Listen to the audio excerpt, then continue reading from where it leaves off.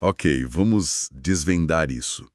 O computador mais revolucionário da década de 80 não era vendido em lojas de eletrônicos. Definitivamente não. Ele passava longe dessas prateleiras. Pois é, ele era, na verdade, um cavalo de Troia moderno. Ele estava disfarçado de brinquedo, escondido ali à vista de todos, com uma missão quase impossível. Invadir os lares e, bom, basicamente salvar uma indústria inteira que tinha acabado de virar cinzas, né? Exatamente. E essa é a nossa missão na exploração de hoje. Não estamos aqui para tratar o Nintendo Entertainment System, o famoso Nintendinho, como um mero artefato retrô ou apelar para a nostalgia de assoprar fita. Ah, a clássica soprada na fita que na verdade só oxidava os contatos. Nem me fale. Mas o nosso foco aqui é desconstruir a história e a engenharia desse aparelho.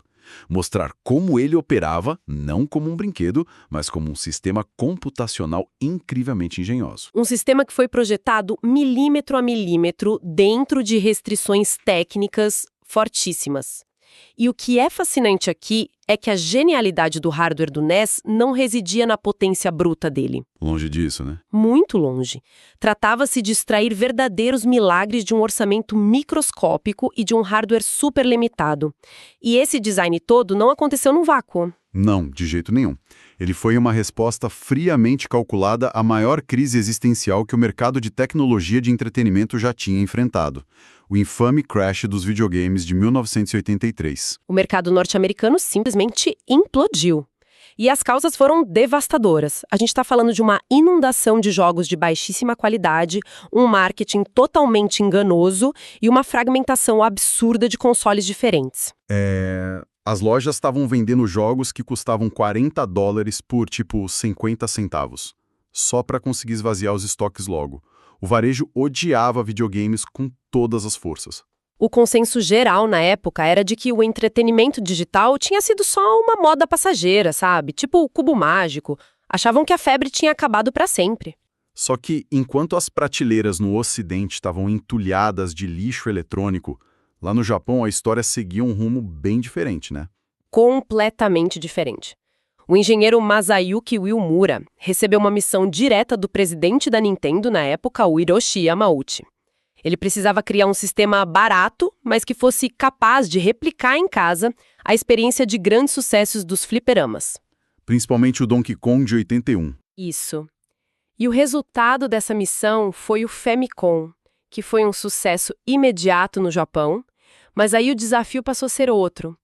Como exportar essa máquina para o mercado ocidental que sentia calafrios só de ouvir a palavra videogame? E aí que entra a história do cavalo de Troia que eu mencionei na abertura. O Famicom japonês original era vermelho e branco, cheio de detalhes com os controles dourados. Ele literalmente gritava a frase "Eu sou um brinquedo". Aham, um brinquedo muito japonês. Sim. E os designers, o Lance Barr e o Don James, sabiam que aquele visual seria enxotado das lojas americanas num piscar de olhos. Ninguém ia aceitar. Então eles redesenharam completamente a carcaça para o lançamento nos Estados Unidos. Uma mudança radical de identidade visual. O tal, eles criaram uma máquina cinza, retangular, super austera e a parte genial, a porta de carregar o cartucho imitava perfeitamente o mecanismo de um videocassete. A fita entrava e descia com um clique bem satisfatório. Foi uma camuflagem visual perfeita para tranquilizar tanto os pais quanto os lojistas traumatizados pelo crash. Exato. Eles nem chamavam o aparelho de videogame, era um control deck, parte do Nintendo Entertainment System, um sistema de entretenimento. E para reforçar essa ilusão de não ser um videogame, a máquina vinha acompanhada do Rob, que era aquele robozinho de plástico, e da Zapper, a pistola de luz. O recado pro varejo era super claro. Tipo, olha, isso não é o que destruiu o mercado em 83. Isso aqui é um eletrodoméstico moderno, é interativo, é do futuro. Mas, sabe, apenas mudar o plástico não seria suficiente se os mesmos jogos terríveis de antes voltassem para as prateleiras. A Nintendo precisava garantir que o crash de 83 nunca mais acontecesse. E como eles fizeram isso na prática? A resposta conceitual inicial foi o selo de qualidade Nintendo. eles impuseram um licenciamento draconiano. As desenvolvedoras só podiam lançar no máximo 5 jogos por ano e não podiam lançar esses títulos em nenhum outro console concorrente. Peraí, mas políticas de licenciamento são apenas papéis assinados. O que impedia uma empresa qualquer de simplesmente ignorar os contratos, fabricar os próprios cartuchos por fora e inundar as lojas com jogos ruins de novo. Processos judiciais levam anos, né? Pois é, até o juiz bater o martelo e proibir a venda, o mercado já teria sido inundado e destruído de novo. E é exatamente aí que a engenharia entra para resolver um problema puramente mercadológico. A Nintendo não confiou apenas nos advogados dela, ela confiou no silício. Eles criaram o chip 10NS. O famoso chip de bloqueio. O pesadelo de muita gente. Ele mesmo. Uma verdadeira trava física de segurança. A genialidade tática do 10NS é que o controle de qualidade foi literalmente soldado na placa-mãe do aparelho. Caramba. E como ele funcionava, tecnicamente falando? O chip dentro do console mandava um fluxo de dados complexo, tipo uma senha em constante mutação, para um chip idêntico que ficava dentro do cartucho do jogo. Um handshake de segurança. Exato. Se o cartucho não respondesse corretamente naquela exata mesma fração de segundo, o console cortava o sinal na hora e ficava reiniciando a tela infinitamente. Aquela famosa tela piscando. A tela cinza piscando. Todo mundo que teve um Nintendinho conhece esse trauma. Pois é. A Nintendo pegou um problema de mercado e transformou numa barreira de hardware que era intransponível para a época. Isso organizou o caos e deu para a empresa um monopólio absoluto sobre quem publicava jogos no sistema dela. Então, com o mercado ocidental enganado pelo visual de videocassete e os desenvolvedores totalmente algemados pelo chip TNES, a Nintendo precisava entregar jogos que realmente justificassem toda essa estrutura. E não podiam ser jogos simples, precisavam impressionar. Sim. E para manter o preço do console baixo, a arquitetura interna precisava ser brutalmente eficiente. Vamos abrir a carcaça agora e falar do cérebro da máquina, a CPU. O chip Ricoh 2A03. A escolha desse processador é, uma verdadeira aula de economia de guerra. A Ricoh projetou o 2A03 baseando-se no lendário 6502 da MOS Technology. Que é basicamente o mesmo núcleo usado em computadores clássicos como o Apple II, certo? Isso, exatamente o mesmo. Mas o problema é que usar o 6502 original exigia pagamentos altíssimos de patentes. Então, para contornar isso e baratear a produção em massa, os engenheiros da Ricoh fizeram uma jogada arriscada. Eles removeram intencionalmente uma funcionalidade central do chip. O modo BCD, o decimal codificado em binário. Mas me explica uma coisa, por que a remoção de um recurso que parece tão pequeno faria tanta diferença na prática para os desenvolvedores? O impacto é enorme para quem está programando. Pensa num placar de jogo clássico, a pontuação ali em cima.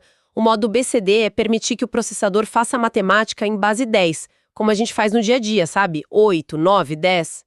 O padrão natural. Sem o BCD, a máquina é forçada a contar apenas em base hexadecimal, que é a linguagem nativa dela. Ou seja, depois do número 9, o processador naturalmente iria para a letra A, depois B e assim por diante. Nossa. Então, para exibir um simples placar numérico legível na tela para o jogador, os programadores não tinham a ajuda do hardware. Nenhuma ajuda. Eles precisavam escrever rotinas de código super extensas, fazendo a conversão matemática na raça, instrução por instrução de código. Espera, isso significa que cada vez que o Mario pegava uma simples moeda e o placar mudava, a CPU tinha que parar tudo, fazer uma ginástica matemática manual para descobrir que o símbolo que vem depois do 9 é o 0 e que o dígito da dezena tem que subir um número? Basicamente isso. E tudo isso na velocidade do jogo rolando. Tudo isso apenas porque a Nintendo quis economizar uns trocados por chip removendo o bendito BCD. Foi o preço da economia. Os programadores gastavam um poder de processamento valiosíssimo e muito espaço no cartucho apenas lutando contra as limitações da própria CPU. Caramba. E aqui é onde a coisa fica realmente interessante. Porque a economia não parou por aí, né? Para economizar ainda mais espaço e dinheiro na placa-mãe, os engenheiros tomaram uma decisão drástica sobre o áudio. Eles decidiram não incluir um chip de som dedicado no NES. Pois é. Eles pegaram a unidade de processamento de áudio, a APU, e literalmente fundiram ela no mesmo bloco de silício do processador principal. Uma integração total. É como, olha, imagina que a gente contrata uma banda para uma turnê, só que o orçamento acabou na metade.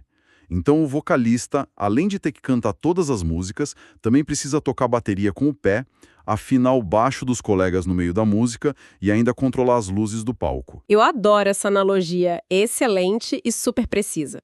O mesmo processador 2A03 que estava lá calculando a física do pulo, a colisão do personagem com os inimigos e lendo os botões do controle freneticamente, também tinha que gerar fisicamente as ondas sonoras que iam para a televisão. Uma sobrecarga absurda. E o espaço sonoro que eles tinham era minúsculo.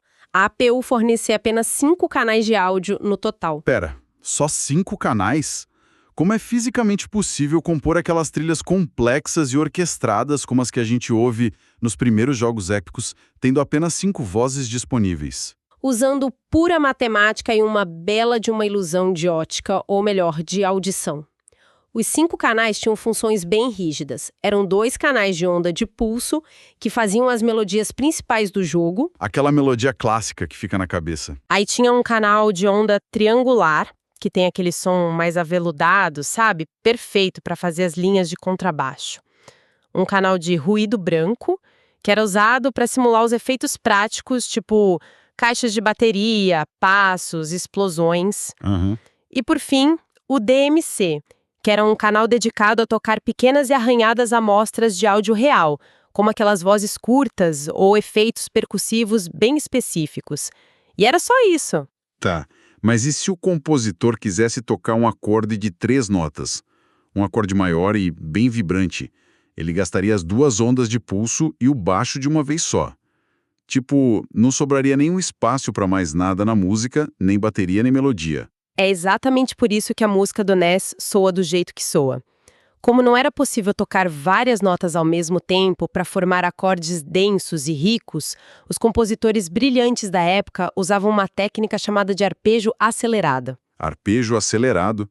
Como isso enganava o ouvido? Eles programavam a APU para alternar entre as 3 notas diferentes do acorde numa velocidade tão insana que o ouvido humano simplesmente não conseguia processar elas individualmente. Ah, entendi. O cérebro da gente funde as 3 notas rápidas e interpreta como se fosse um acorde único e contínuo. Aquela sonoridade saltitante e super icônica dos jogos de 8 bits não é só uma escolha puramente artística, é uma técnica de sobrevivência brutal para contornar a falta de canais de áudio. Eu acho isso fascinante. E tem um detalhe estrutural maravilhoso sobre como a CPU e a APU estavam conectadas lá dentro.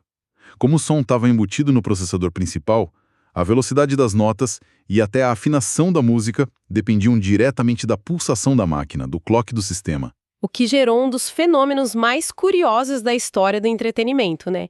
Existe uma diferença fundamental de hardware entre os televisores da Europa, que operavam no antigo padrão PAL, e os televisores das Américas e do Japão, que operavam no padrão NTSC. Para fazer o console funcionar nas TVs europeias sem quebrar a imagem, a Nintendo teve que reduzir ligeiramente a velocidade de clock do processador principal lá na Europa. E como o coração da máquina batia mais devagar, a respiração do nosso vocalista da banda também ficava mais lenta. Se a gente pegar um cartucho americano e colocar em um console europeu, o jogo roda mais devagar e a música fica numa afinação ligeiramente mais grave. A biologia da música estava intimamente amarrada à física do hardware. É a união perfeita de hardware e arte. Mas olha, se a CPU cantava música e aplicava as regras do jogo, a gente precisa entender quem pintava o quadro na televisão. O visual do negócio. Exatamente.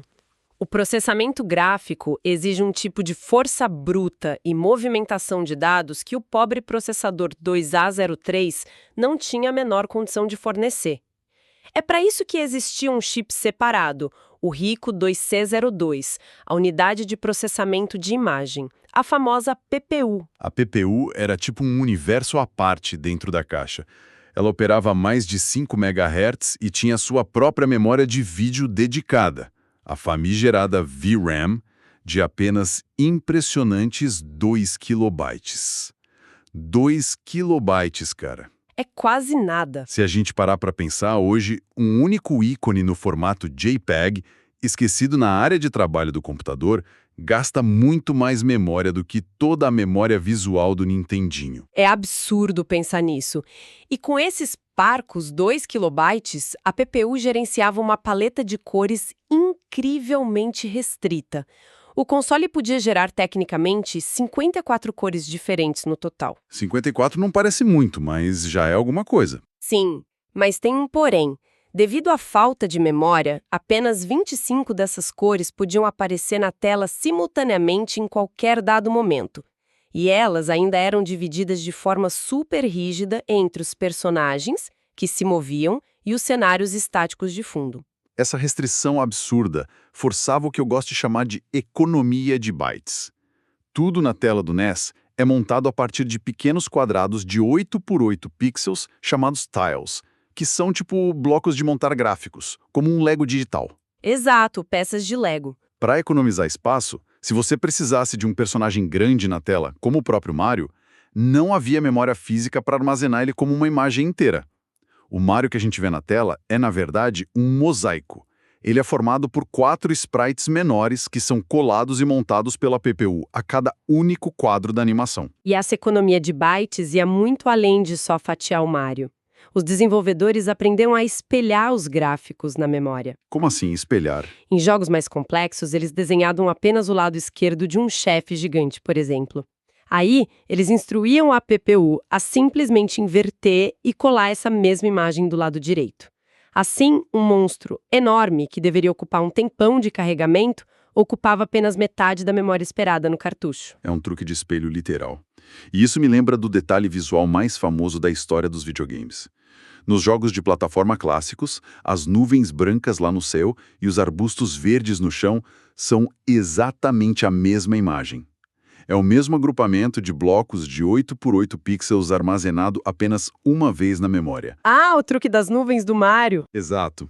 A única diferença é que a PPU é instruída a aplicar a paleta de cores verde para um objeto no chão e a branca para o objeto no céu. É pura reciclagem de memória para evitar sobrecarregar o chip. A preguiça inteligente da engenharia. Genial! Mas toda essa magia gráfica esbarrava num problema de logística interna que era terrível. O processador principal, a CPU, calculava onde o Mario deveria estar na tela. Mas a PPU, que cuidava da imagem de fato, só podia desenhar o Mario se os dados exatos estivessem na pequena memória de vídeo dela. Aí temos um gargalo de transferência, né? Um gargalo imenso. Se a CPU tivesse que pegar os dados da memória, mastigar um byte de cada vez e entregar nas mãos da PPU, o jogo ficaria lento a ponto de travar completamente a tela. A CPU é um entregador muito ineficiente para esse volume de dados visuais. Ela é muito ocupada. E a engenharia do NES nos entregou uma das soluções mais elegantes da história da computação para resolver isso: o acesso direto à memória, o DMA.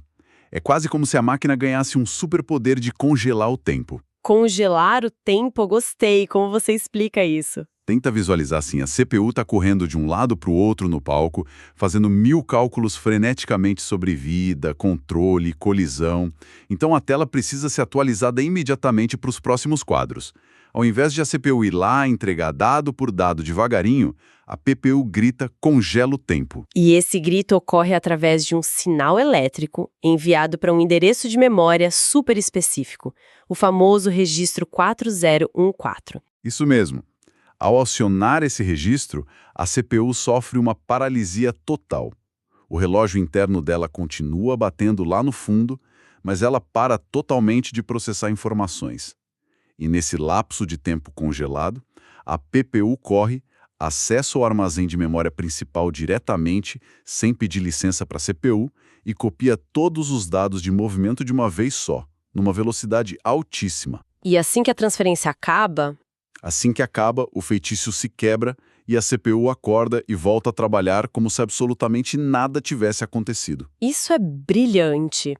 E se a gente conectar isso ao panorama geral da engenharia moderna, o que a gente acabou de descrever é o conceito fundamental do cycle stealing, o roubo de ciclos. Roubo de ciclos. Sim.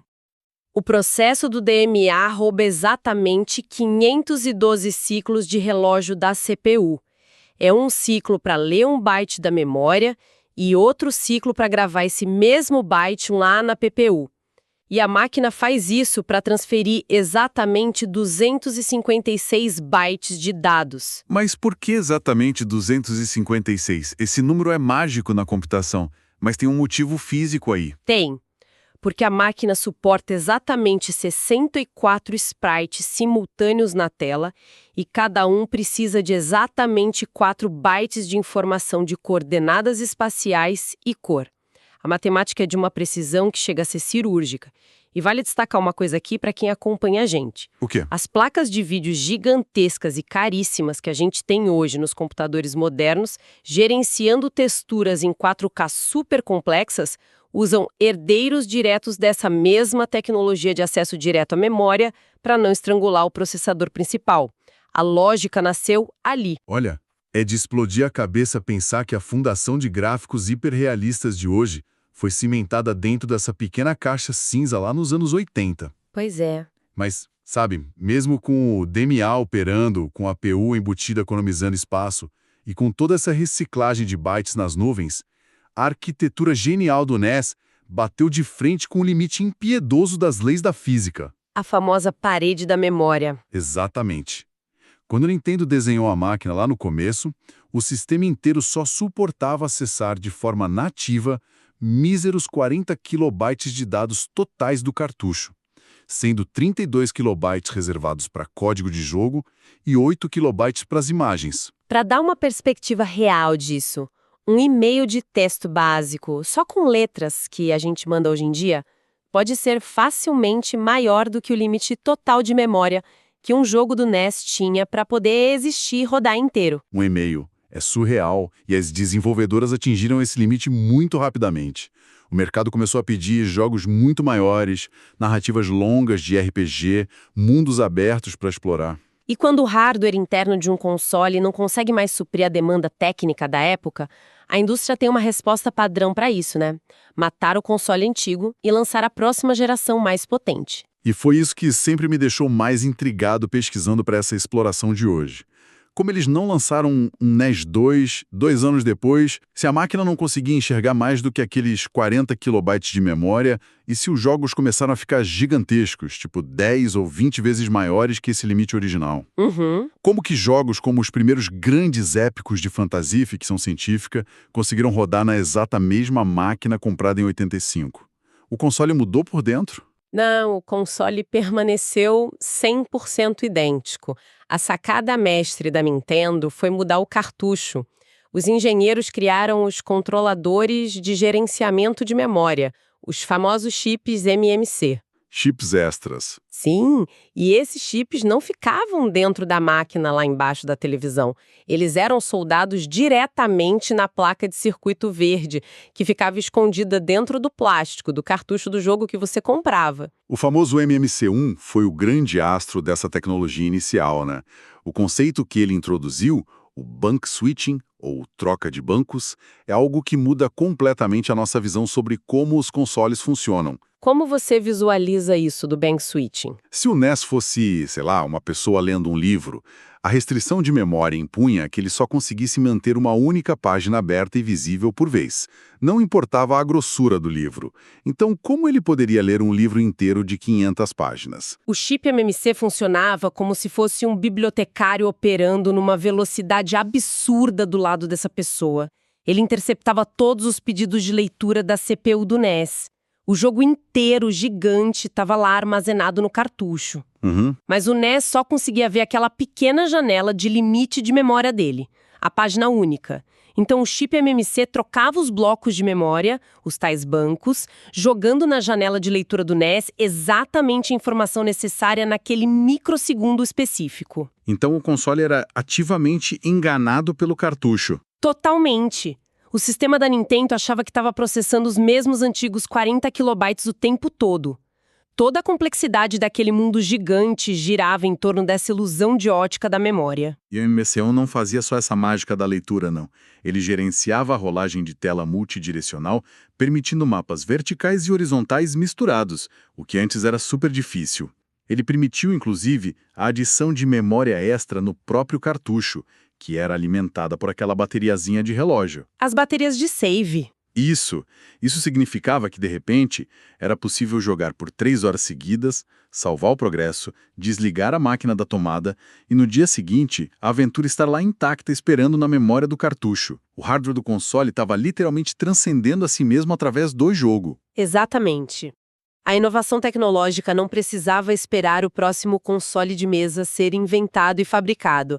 A inovação era embalada e vendida junto com o próximo lançamento lá nas lojas. Então, o que tudo isso significa no final das contas para nossa análise? Se a inteligência de trocar dados, de salvar arquivos, o processamento matemático adicional de mapas e até chips expansores de canais de áudio, como os que a Konami criou anos depois, se tudo isso morava fisicamente no cartucho, Aonde você quer chegar com isso? isso quer dizer que, ao longo de mais de 10 anos, sempre que alguém ia à loja e comprava um grande lançamento com o chip MMC lá dentro, essa pessoa estava secretamente inserindo um upgrade de placa-mãe no console e pagando apenas pelo preço de um jogo. Olha, é exatamente essa a conclusão brilhante que a engenharia do Nintendinho nos deixa. Com o passar do tempo, aquele control deck cinza parado na sala das pessoas tornou-se essencialmente um terminal burro. Um terminal burro, faz todo sentido. Ele apenas servia como fonte de energia, interpretador dos comandos do jogador ali no controle e uma ponte básica para mandar a imagem final para a televisão. O computador real, o motor potente de fato, ficava dentro do cartucho que a pessoa alugava na locadora ou comprava na loja. É genial. E essa modularidade disfarçada foi o que garantiu ao hardware uma sobrevida técnica impensável, permitindo que uma máquina que foi projetada em 1983 conseguisse processar efeitos visuais absurdos no final da vida útil dela em 93. É uma aula magistral de arquitetura de sistemas. E qual a grande lição que fica para nós, em pleno século XXI, ao observar esses milissegundos de operação de uma CPU antiga?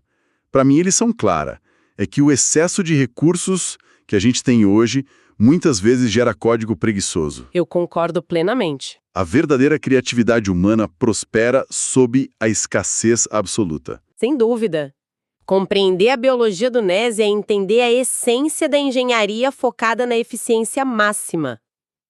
Quando não se tem memória RAM infinita sobrando ou atualizações gigantescas pela internet para corrigir erros básicos de performance depois do lançamento, os desenvolvedores são forçados a otimizar as coisas ao limite. A escassez forçou inovações absurdas, né? Sim, atalhos lógicos e truques matemáticos que estabeleceram fundações super sólidas para toda a computação gráfica contemporânea que a gente usa hoje. O gênio nasce da restrição. E sabe, toda essa jornada fascinante sobre modularidade e chips extras me faz pensar em algo bem moderno, que não está documentado diretamente nas análises de época, mas que faz um paralelo perfeito.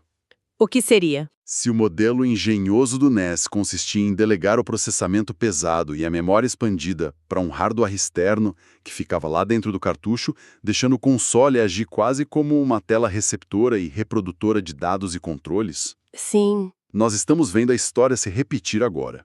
A grande promessa tecnológica de hoje para quem gosta de jogos é o cloud gaming, os jogos na nuvem. Nossa, verdade. A ideia de que servidores gigantescos em galpões distantes rodam os motores gráficos mais pesados do mundo, calculam uma física super complexa e processam inteligência artificial de ponta. E tudo que a nossa TV ou o nosso celular precisa fazer é exibir o vídeo que chega pela internet e enviar os apertos de botão de volta para a nuvem o mais rápido possível. Exatamente a mesma dinâmica. Olhando pelo retrovisão da engenharia, é super possível que o revolucionário cloud gaming atual seja apenas a evolução digital, invisível e em escala global, do exato mesmo conceito físico inventado por aquele pequeno chip de memória MMC na década de 80.